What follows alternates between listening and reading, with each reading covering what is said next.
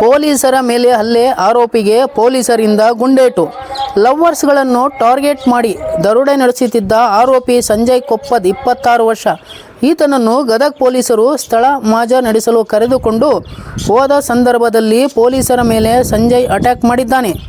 ಗದಗ ತಾಲೂಕಿನ ಲಕ್ಕುಂಡಿ ಗ್ರಾಮದ ಕಣಗಿನಹಾಳ ರಸ್ತೆಯಲ್ಲಿ ಪೊಲೀಸ್ ಸಿಬ್ಬಂದಿ ಪ್ರಕಾಶ್ ಗಾಣಿಗೇರ್ ಮೇಲೆ ಆರೋಪಿ ಸಂಜಯ್ ಹಲ್ಲೆ ನಡೆಸಿ ಪರಾರಿಯಾಗಲು ಯತ್ನಿಸಿದಾಗ PSI ಸಂಗಮೇಶ್ ಶಿವಯೋಗಿ ಆರೋಪಿಯ ಬಲಗಾಲಿಗೆ ಗುಂಡು ಹಾರಿಸಿದ್ದಾರೆ. ನಿರ್ಜನ ಪ್ರದೇಶಕ್ಕೆ ಹೋದ ಹುಡುಗ ಹುಡುಗಿಯರನ್ನು ವಿಡಿಯೋ ಮಾಡಿಕೊಂಡು ಪೊಲೀಸರ ಸೋಗಿನಲ್ಲಿ ಅಲ್ಲಿಗೆ ಹೋಗಿ ಲವ್ವರ್ಸ್ಗಳನ್ನು ಎದುರಿಸಿ ಆರೋಪಿ ಸಂಜಯ್ ಅವರ ಬಳಿ ಇರುವ ಮೊಬೈಲ್, ಬಂಗಾರದ ಒಡವೆಗಳು ಹಾಗೂ ಹಣವನ್ನು ಕಿತ್ತುಕೊಂಡು ದರೋಡೆ ನಡೆಸುತ್ತಿದ್ದನು.